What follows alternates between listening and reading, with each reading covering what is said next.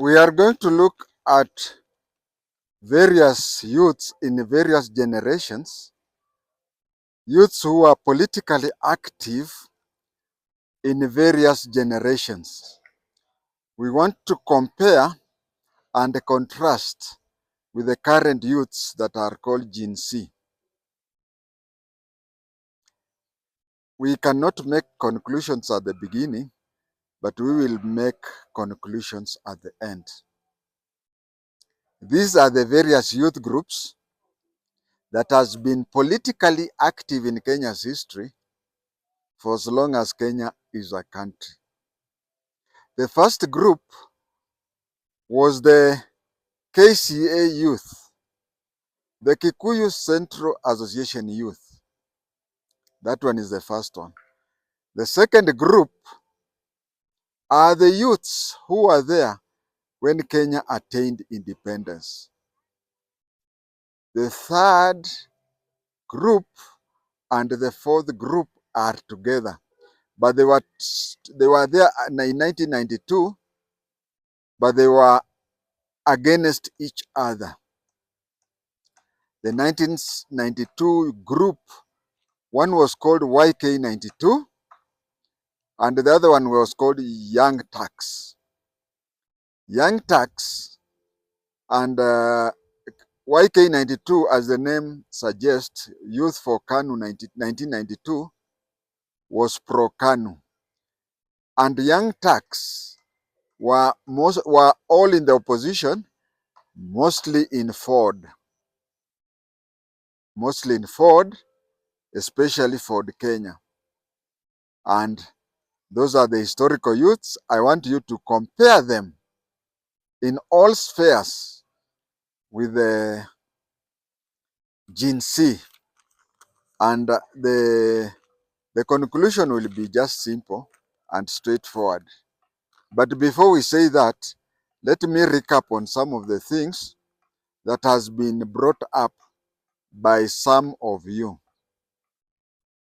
There are some of you who have told me in my video that you used to talk very well, but nowadays you don't talk well.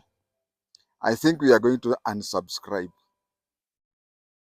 Well, if that is your intention, then you are in the wrong YouTube channel.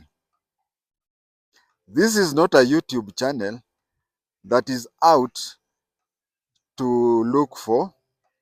This YouTube, I don't want it to be popular, as popular and liked by many people. I'd rather it be the most reliable YouTube. My intention is that everything you listen to and watch in this YouTube is so much reliable that you can rely on it. But it is not the intention of this YouTube to talk things that you want to do that. There are some people who have been even inboxing me requesting that why don't you talk about this and that. If you want somebody to talk if you want a channel that says the way you want, why don't you open your own channel? Or why don't you employ a cameraman and a presenter? You give them whatever. I believe I stand for what the contents of this. I have said things in the past, and I will say things in the future that not only may place me wrongly in law, they may also place my life in danger. But I'm ready to face the legal and the physical consequences on the things that I believe in. If you tell me something and I believe in what you're telling me, be assured that your idea will be in the forthcoming whatever. I will tell you one thing. I'll just give you an example of the law that I've broken. And if I'm jailed for it, so be it. I have gone against the Official Secrets Act. Evidence is there. So if today they come and say that you have exposed the government secrets to the public, or if I'm hurt, abducted, killed, or anything, for speaking the truth, so be it. But I'm very, very careful not to speak things that I don't believe in. When it comes for you to trust me, when it comes for the consequences, for what I've done that is true and sincere, I'm ready to face for that. But sincerely, if you are in it here, for me to please your ego, kindly know that you are in the wrong YouTube channel. Someone told me that you are very sure, you talked with a lot of confidence, that those youths will not be beaten. And he told me, how comes that the Kitengela 3 were beaten, and even one of the boys was beaten, says he was beaten. To the best of my understanding, none of the Kitengela 3 has said that he was beaten. Actually, Njagi was even asked if he was beaten. He said no, he was not physically beaten. Of the 6 boys who were abducted, at the time of shooting this video, one is yet to be found. We don't know where one is, and we don't know whether his condition, we don't know his condition. But let us talk about the 5. Let us talk about the 5, of which 2 are brothers, and the other 3. And also we add the Kitengela 3 to make it 6. To make it 8. 5 plus 3 is 8. Now, out of the 8, one has claimed, and we don't, okay, let us give him the benefit of doubt. One has said he was whipped. 1. And the other 7 have said that they were not beaten. And I said none will be beaten. And then somebody comes to say, how comes that you said they'll not be beaten and the 4 have been beaten? Of course, the Kitengela 3, none has said he was beaten, but let me talk of this one who has said he has been beaten. I said none will be beaten, and out of the 7, 1 has been beaten. And I told that person, why don't you go to Rigathi Gachagua, who was, until the other time, the deputy head of state, who said that these kids have been murdered and the government is not willing to commit itself. Why don't you produce the bodies to give the families to bury, and they have a closure? And I said before the kids came out, because by then Kitengela 3 were out, but these other 5 had not been out. I said that was very irresponsible for him. I even gave an example of when there is an accident or something, or a sickness, and somebody is dead, you don't tell the relatives that your person is dead. You usually tell somebody, come, your person is seriously sick, so that you don't just tell you know how to tell the people. Now here is somebody who 100 days ago, he was the deputy head of state. He used to sit, I've never sat, I've only sat up to the provincial security, or nowadays they call it regional security. I've never sat with the National Security Committee. He sat on it, and he was briefed on that. And he knew, or had reason to know, that those kids are alive and well. Why did he say that they have been killed and the government is pulling its legs because they are unable to tell and he said, why don't you bring the bodies for the families to bury and have a closure? And then you find a Kenyans who were the other day saying that that he is Moi's son. Those who are giving him all those names, they are now say they are conveniently forgetting that he said that the boys have been killed. And then say, now who is more serious? I said they'll not be beaten. One is beaten, and somebody says they have been killed, and you don't even want to go and ask him now that they are alive. Can you tell us? Another thing I want to say before I go to today's topic is that you'll see that the boys are okay, except the part of psychological torture. But they are saying that they should be given time. After a week, maybe they can talk to the people. And one of them even went for a disco matanga. Uh, apart from what they went through, apart from what they went through, I think they were advised by abductors to consult and widely and whatever. And so that is why they are telling you to give them time to talk after a week or so. Because the abductors did bad, but I think they have been told something. And after consulting with the people who are close to them, I think they'll come to realization that they did it bad. I suggested, and somebody got annoyed with my suggestion, but you find that the youths were even saying what I said. And I said when they were wherever they were. I said that the alternative, first of all, I advised the president to ignore these people. To ignore these people. These people just wanted to be arrested, thinking that the president will be compelled to go and give evidence against them. But the charges that they would be charged, the president does not even have to complain. The president, if you do something bad to me on social media, the law is very clear. The law is clear that I only have to go to it used to be called CCK, but nowadays it's called Communication Authority of Kenya. Those are the only people who are supposed to charge you.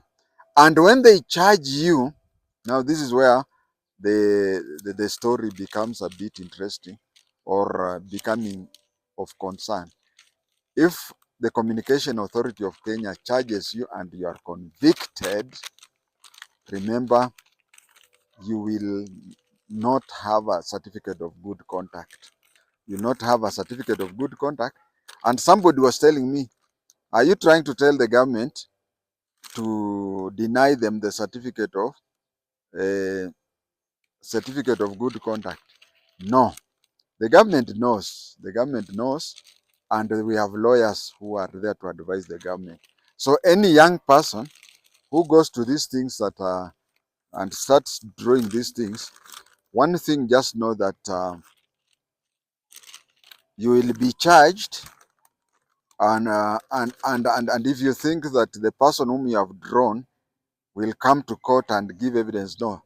The Communication Authority of Kenya just needs to charge you with the misuse of communication gadget, and then if you are convicted, you I don't know what it means if you cannot get a certificate of good conduct from the DCI.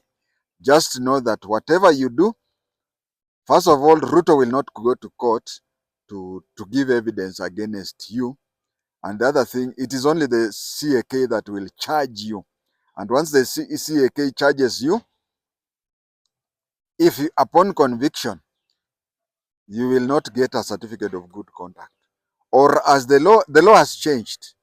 The law has changed that the new certificate of good conduct you will be given, and it will say what you have done. So why don't you just be in a way where when you want a certificate of good conduct, it will just say that you have not been convicted of anything. Imagine you have never, okay, it is good to be convicted for something you did, but it is not good to be convicted for being Nautoto. Now, I'll start with describing the various youth groups in Kenya's political history. The Kikuyu Central Association invited Jomo Kenyatta to join them.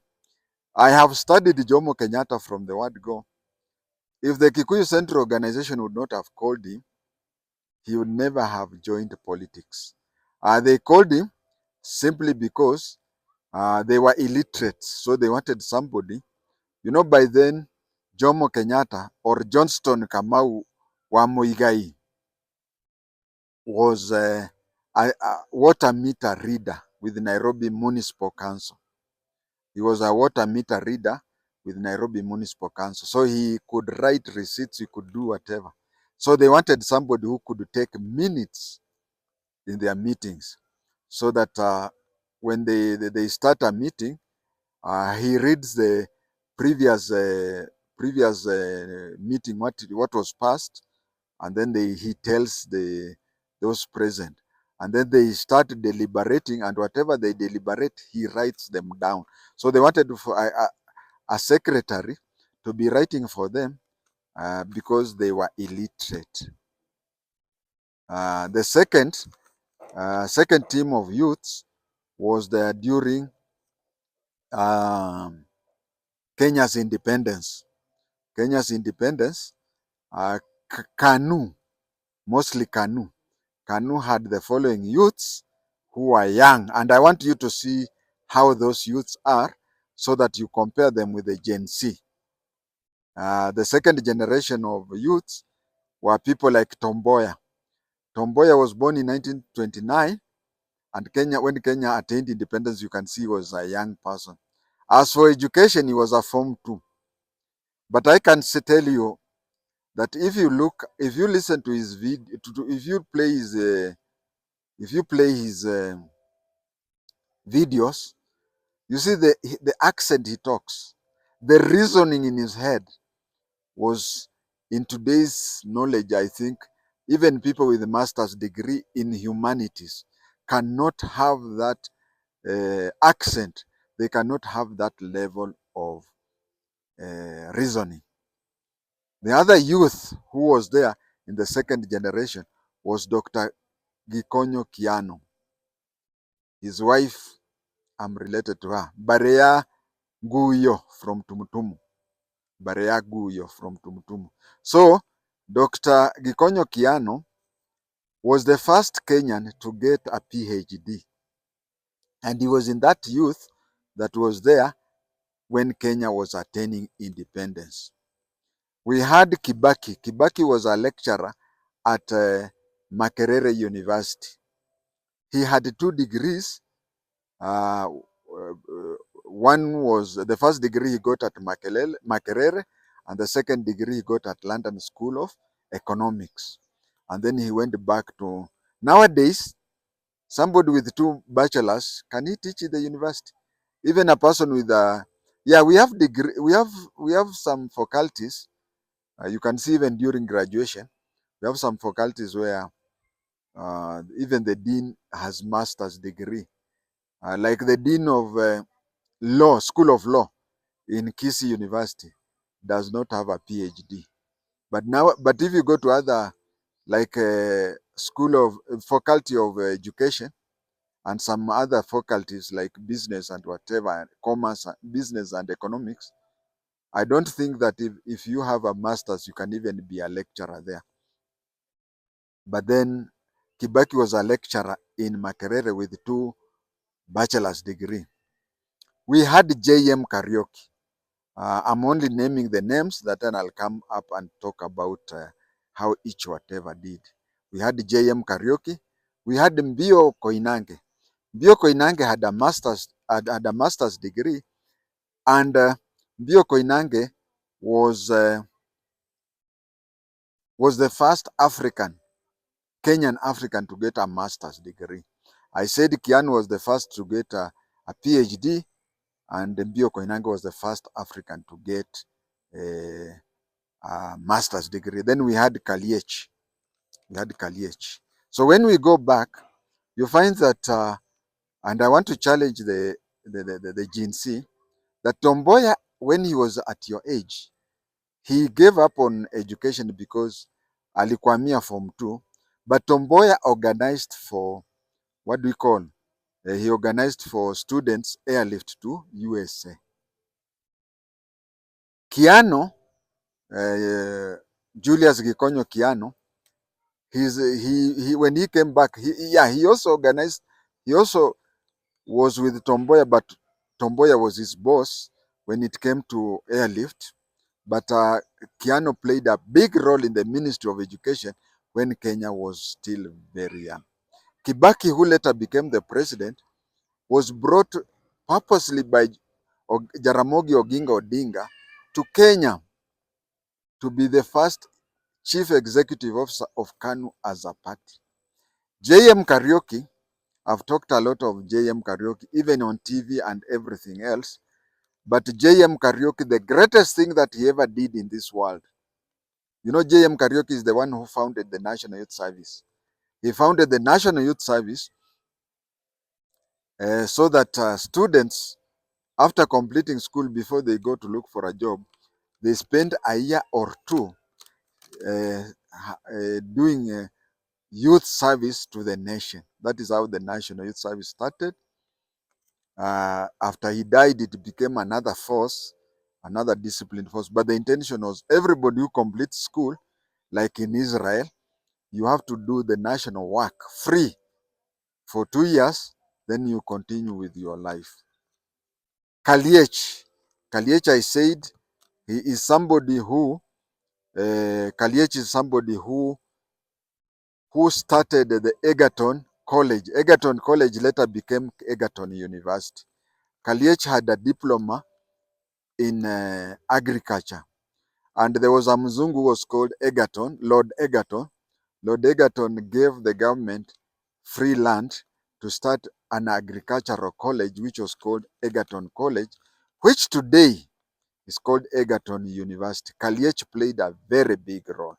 Now you can see Kibaki, Tomboya, and others started the session paper number 10 of 1965, which was on Africa socialism, which Kenya started.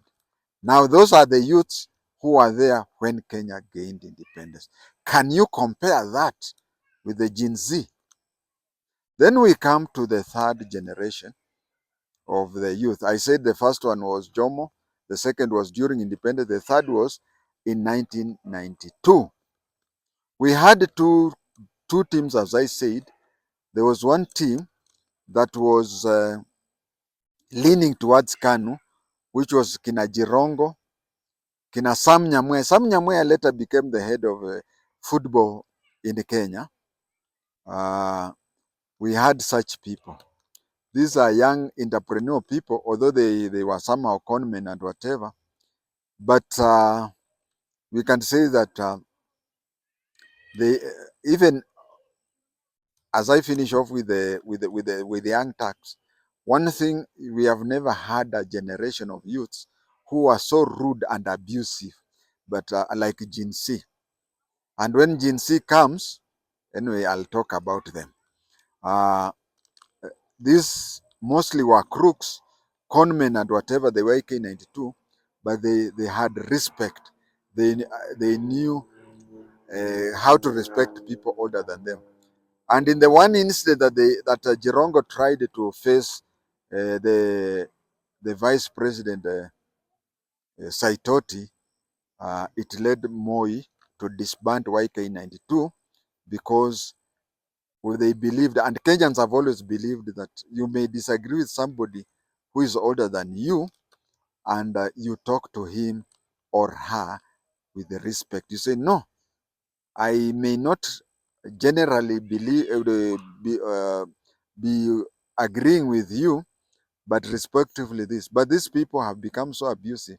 They even use unprintables to talk to this former GSU student. And let me tell you, when it comes to unprintables, I'm an expert in it. The only thing I can assure you is that I'll not throw the first stone.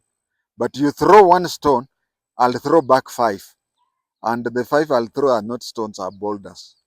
So you can see the YK92, even though they were conmen or whatever, but there is no history of them being rude and using an abusive language. On the other side, we had the young Turks. Young Turks were generally siding with the opposition, and they especially Ford, and more particularly Ford Kenya. Let us look at the young Turks. Who are the young Turks? I would start with Anyang' Nyong'. Anyang' Nyong', a professor of political science who was a professor in Makerere University. Today, as we speak, he is the governor for Kisumu County. We can talk of Dr. Apollo Njonjo. Apollo Njonjo had a PhD in economics. We had Mukhisa Kitui, Dr. Mukhisa Kitui. Dr. Mukhisa Kitui has PhD. And Dr. Mukhisa Kitui was Secretary General of UNCTAD, United Nations Trade and something, I can't remember, but it is UNCTAD. And by being the Secretary General of UNCTAD, he was simultaneously the Deputy Secretary General of the UN. These are people who use, and if you look at the videos of Jaramogi during those days, the speeches he used to make used to be made by these professors. They were even standing there to make sure that he reads whatever. And they were very, very disciplined. We also had Professor Joseph Pius Oumamuga. Joseph Pius Oumamuga was a member of the Young Turks, and he himself wrote just like the Young Turks. We can say those people who read law, they'll tell you that Wamalwa Kijana, Michael Simiyu Wamalwa Kijana, wrote a dissertation on marine laws. Even today, almost all universities in the world, they do refer to that citation by Wamalwa Kijana on marine law. And that is how I come to say that even among those young Turks, we had Joseph Pius Oumamuga. Oumamuga, if you go to the UNEP, you'll find that he wrote a paper on what do you call? He wrote a paper on weather patterns and whatever, which is being used even today. So you can see the young Turks of those, and then there's the young Turk who is in 6 weeks from today is going to be sworn in as the African Union Council chairman. In those days of Kina Eden Kojo, I think, was the first Secretary General for OAU, but the seat was renamed to be AUC chair. Those are the generations. But then you find the generation of today's young Turks who are calling themselves Gen Z. These are the worst curse that Kenya has ever had. And I will say this. You find somebody telling me that, like another one was telling me, you are talking about Luhyarism. You see, with the Gen Z, we have banned that, and we are going to make sure. Just the activities you did for 6 weeks and threatened us, and it has gone and it will never come back. One thing I've noticed about Gen Z is this.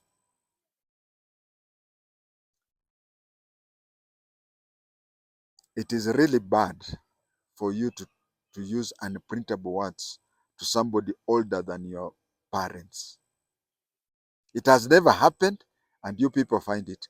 And when I hit back with, kwa vile mimi, by the way, anybody who has been to Kiganjo and GSU training school, mambo ya matusi, akitaka atakurushia ile matusi kali sana. You say, mzee, respect your age, sijui nini. Let me tell you one thing. Since Adam was there, is that we turn to the younger person. I'm not trying to say that it is good for elderly men or elderly people to use abusive words. But since Adam's time, it is you who is younger than the other person who is supposed to guard your words, guard your. Now, I don't know where you people got this, that I think I know. You see the problem with Kibaki, yeah, I think I know. I'll talk about the problem with Kibaki. He's the author of your problems, but I'll come to that. But since the time of Adam, it has always been that we don't encourage senior people to use abusive words in the presence of, but when things happen, it is usually we call upon the, we in Bukusu we say, if a young person and an elderly person meet on a footpath, it is upon the young person to get out of the footpath and let the old man or the old person pass. But nowadays, you feel that it is you have this kind of entitlement that you expect the old person to give way to you and whatever. I'm not trying to say that it is good for the elderly to talk rubbish or anything to or in the presence of young, but in case of conflict of such, it is usually called upon the younger people to respect. Even the Bible says, heshimu baba na mama na siku zako zitaongezeka. There is no place in the Bible where it says, heshimu watoto wako siku zako zitaongezeka. It is not in the Bible. It is not in any of the holy books. But and again you come and misquote the laws of Kenya. You read it selectively. You read it selectively. You say the law today allows freedom of expression. I would say this: freedom of expression. You are allowed to say anything what you want to say or do anything you want to do, on one condition, that it does not affect the. And that is why they even say where your freedom of expression ends is where the other person's. It's just like we are saying, you cannot just come and place there what do you call public address system where where I come and tell you when I have a baby and the baby needs to sleep. You say I'm in my house. No, even the noise that is coming from your house should not interfere with. There is that limitation of freedom. You are supposed to do anything you are supposed, so long as it does not infringe into the freedom of the other person. That is what you don't know. And then again, you forget. I know you are not born, or you are in you are in pre-primary school. You are in nursery when we had somebody who was called Otieno Kajwang. Otieno Kajwang was a lawyer and he was even a minister. And he used to say that you don't use the law selectively.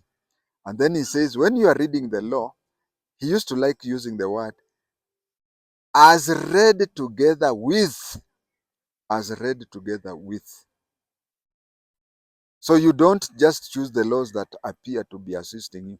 No, there is, for example, you have a freedom of expression, isn't it?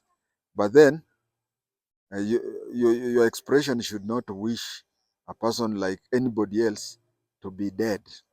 If you use that, and again you are doing it in the false belief that if you are arrested, then Ruto will have to go to court to give evidence. No, when it and it is good that these young people, when they were wherever they were told, and that is why they say they need a week to think and consult and whatever. They I think they were now being told or whatever. They were being told that as you read the law that allows you freedom of expression, there is also a law that says that there is misuse of communication, and you can be jailed for 6 years, 6 months. And if you're jailed for 6 months, I don't know whether it is 6 months, but I'm assuming it's 6 months. You can be jailed, and when you come out, you will never get a certificate of good conduct. Or if you get the certificate of good conduct, will just say that you have one previous conviction. And you can even hear these young boys are saying that in future, the government should now use its asasi za kijamii, which means that in future, if you draw cartoon of anybody, that person does not need to complain. That person does not need to complain. There is only one way, that the CAK, Communication Authority of Kenya, will just go and get you and you'll be taken as that. Lastly, because I said I'm blaming Kibaki for what the Jinsi are doing. You see, even when I was in primary, okay, in Kenya's history, there is only one time when we have, two times when we have had a free school, education. 1973, 5 years before Kenyatta died, he said that in all primary schools, public primary schools in Kenya, education would be free. Of course, in 1973, there were very few private primary schools. But he said in all public primary schools, education would be free. So anybody who went to school in 1973 up to around 1980, you never paid anything. But then Moi, when he took over, he started these things that are called building funds and whatever. In such a situation where you start standard 1, you complete standard 8 without seeing any new building, but you are always paying building fund. And the building fund, activity fund, such things, they even became more than the school fees we were paying. We used to pay 20 shillings per term. So in the primary, and in secondary from 1 to from 4, we used to pay 300 shillings for the whole year. From 5 and 6, I paid 2,000. 2,000, which means 1,000 per year. And the 1,000 shillings per year included, during my Form 5, Form 6, it included the school uniform, and it included boarding fees, which means that after getting 1,000 shillings, paying 1,000 shillings, the only thing I needed was buying soap, toothpaste, pocket money, such things. So that is how it is. But then Kibaki came back. He came back with something that was called FPE, free primary education. You have been given a free education that you think you are entitled to free in everything, anything and everything. That is, I think, where the genesis of the thing is. If you talk to people who were educated before you went to school, I know of people, including one of my sons, where my son Benson, where my son used to spend 9 months. You know, in a normal situation, you spend 9 months in school and 3 months on holiday. But my son, I remember before Kibaki became the president, he used to go to school 3 months, and he used to be at home 9 months because I could not raise his school fees. I think this thing about you getting free education and whatever, you think you are entitled to everything, you are entitled to misbehavior and whatever. But I will only talk about social media, and I will also talk about discipline. Not everybody of my age ni wazimu kama mimi. Me, one thing I'll assure you, I'll not be the first one to abuse you. But when you abuse me, nitakurushia where you have thrown a stone and nitakurushia boulders. So one thing, don't abuse anybody. Another thing, uh, the government, and by extension, Ruto, has a lot of things. Kindly just address issues. Tell him, Your Excellency, sir, you promised this. Can you just go point to point? But thinking that you can now start being abusive and whatever.